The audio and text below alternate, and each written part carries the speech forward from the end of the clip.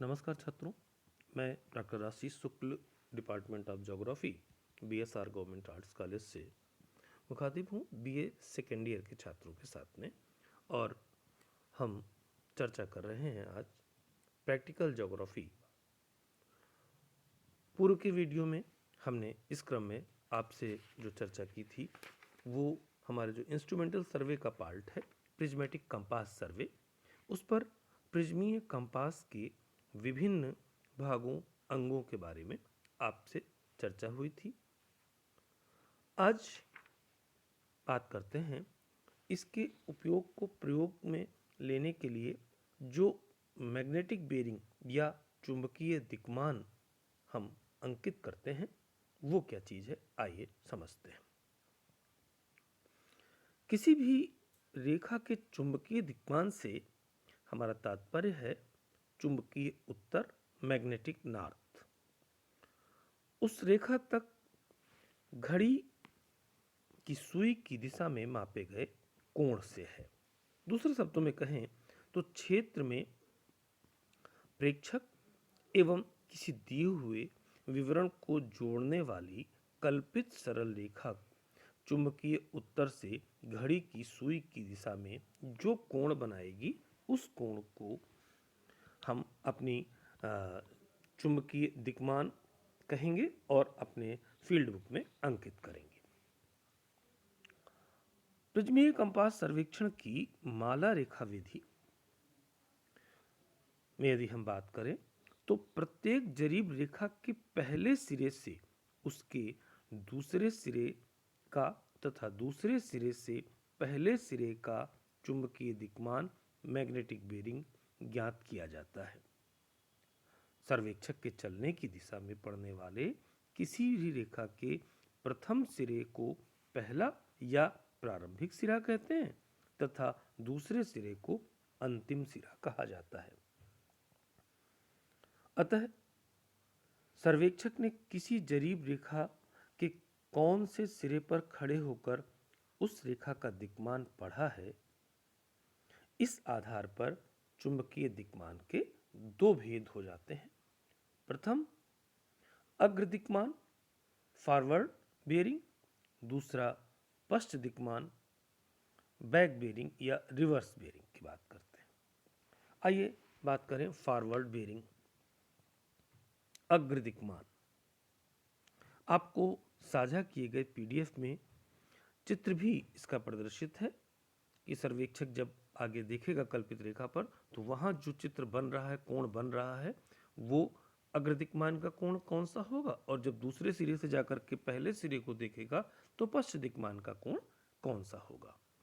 अपने पीडीएफ जो आपको साझा किया गया है उसके आधार पर भी आप इसे समझने का प्रयास करें। अग्र दिक्मान सर्वेक्षक के चलने की दिशा में किसी जरीब रेखा के प्रथम या प्रारंभिक सिरे पर खड़े होकर पढ़े गए दूसरे सिरे के दिक्मान को उस रेखा का अग्र दिक्मान या फॉरवर्ड बेरिंग कहते हैं। उदाहरण के लिए मान लीजिए किसी सरल रेखा AB में A प्रारंभिक बिंदु है तथा B उसका अंतिम सिरा है, तो A बिंदु पर खड़े होकर के पढ़े गए B बिंदु के दिक्मान कोण को AB रेखा द्वारा अग्र दिक्मान कहा जाएगा। इसी प्रकार B बिंदु से पढ़ा गया C बिंदु का दिक्मान BC रेखा का अग्र दिक्मान होगा। पीडीएफ में ये चित्र से दर्शाया हुआ है। बैकवर्ड बेरिंग की बात की जाए या पश्च दिक्मान की बात करें तो किसी जरीब रेखा के दूसरे या अंतिम सिरे से उस रेखा के प्रारंभिक सिरे को लक्ष्य करके पढ़े गए दिक्मान को उस रेखा का पश्च दिक्मान या बैकवर्ड बेरिंग कहते हैं।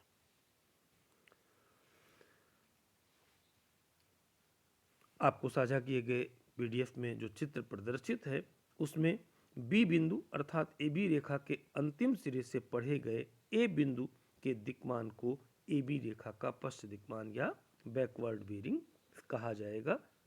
इसे समझाया भी है पीडीएफ में।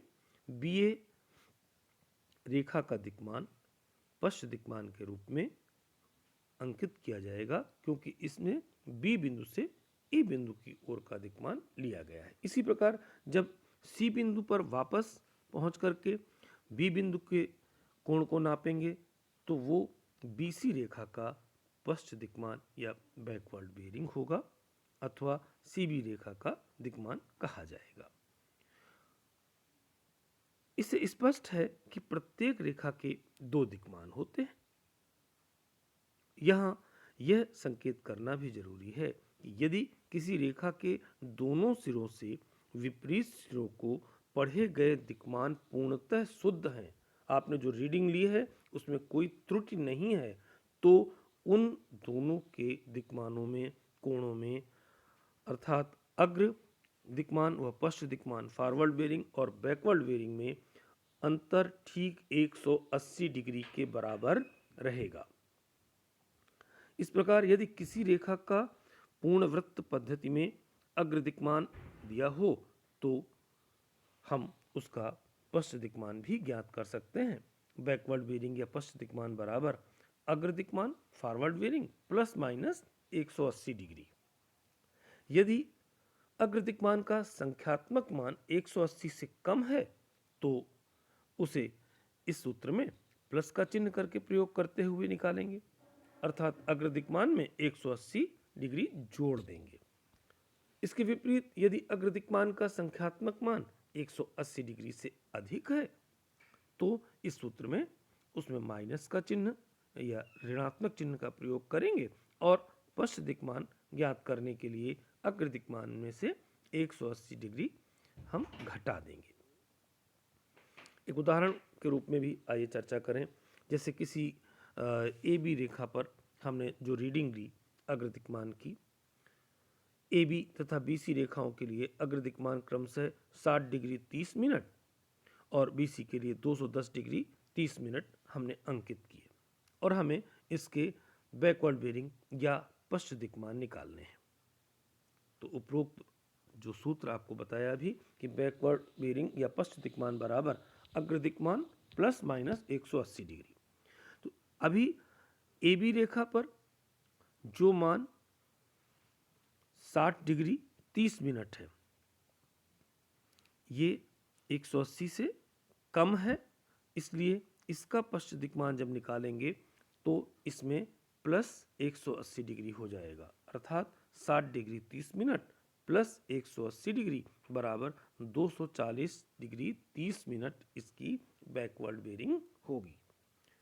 बीसी रेखा का अग्र दिक्मान 210 डिग्री 30 मिनट हमने लिया, यह 180 से अधिक है, इसलिए इसका पश्च दिक्मान की गणना जब करेंगे तो बीसी रेखा की बैकवर्ड बेयरिंग या पश्च दिक्मान बराबर अग्र दिक्मान माइनस 180 डिग्री। तो ये हो गया 210 डिग्री 30 मिनट माइनस 180 डिग्री बराबर 30 डिग्री 30 मिनट।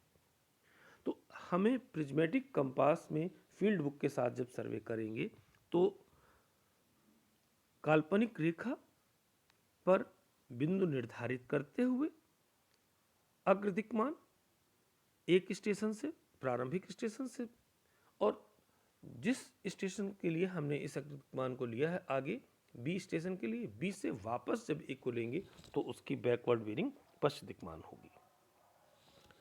दोनों ही रीडिंग यदि पूर्णतः सही हमने अंकित की है तो इनमें 180 डिग्री का अंतर रहेगा।